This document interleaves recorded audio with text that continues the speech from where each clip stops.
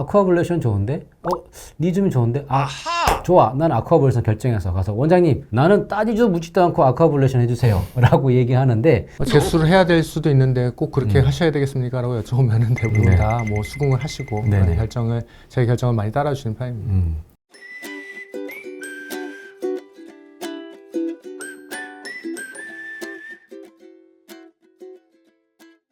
원장님 이게 대한민국이 의료 기술이 정말 선진국이잖아요. 예. 2000년 들어온 후부터는 이제 신의료 기술들이 발전하면서 여러 가지 수술 방법이 많이 나왔고요. 예. 또 요즘 들어서는 더 뛰어난 신의료 기술로 예. 뭐 이제 결차수 묶어주는 거, 뭐 아쿠아블레이션, 뭐 굉장히 여러 가지 수술이 예. 있습니다. 근데 대부분 연세 드신 분들은 이게 아무리 얘기해도 어려운 내용이거든요. 예.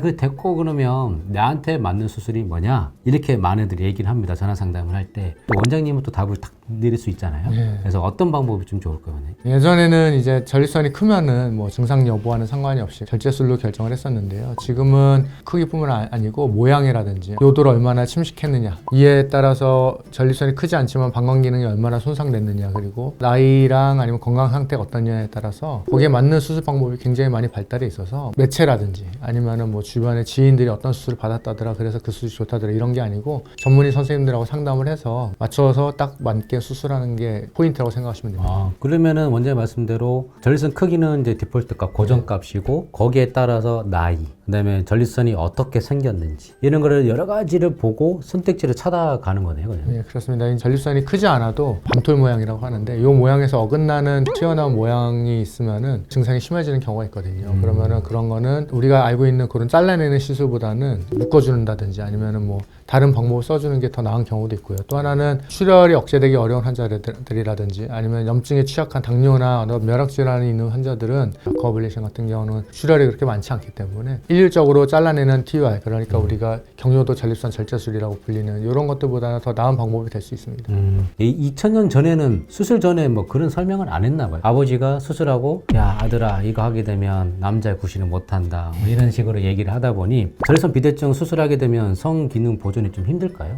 뭐 꼭 그렇지는 않은데요. 그래도 부작용 중에 하나가 분명히 이제 성기능에 문제가 있을 수 있기 때문에 성기능 보존에 유리한 수술을 찾을 수가 있습니다. 뭐 예를 들어서 결찰수술 같은 경우는 경부에 전혀 손상을 주지 않고도 그리고 또 괄약근에도 전혀 손상을 주지 않고 할 수 있는 수술이기 때문에 이 경우에는 이론적으로 성기능 손상이 불가능합니다. 그래서 아예 성기능 손상이 없기 때문에 이런 수술을 선택을 한다든지 아니면은 괄약근을 손상시켜서 사정이 거꾸로 방광으로 올라오는 역행성 사정 같은 게 생기지 않게 해주는 어떤 리줌 같은 어떤 수술들도 있습니다. 그리고 또 하나는 우리가 아주 전립선이 큰 경우에는 필연적으로 성기능에 문제를 일으킬 수밖에 없습니다. 왜냐하면 전립선이 그만큼 크면 수술 시간도 길어지고 출혈량도 많아지고 열에 의한 손상도 커지기 때문에 조금씩 예를 들어서 리줌을 여러 번 한다든지 아니면은 뭐 유로리프트를 하고 리줌을 한다든지 뭐 이런 식으로 또 선택지가 여러 가지 있기 때문에 그런 것들에 맞춰서 수술하다 보면은 뭐 크게 이 성기능 장애에 대한 부분에 대해서도 너무 스트레스를 받을 필요는 없다고 생각합니다.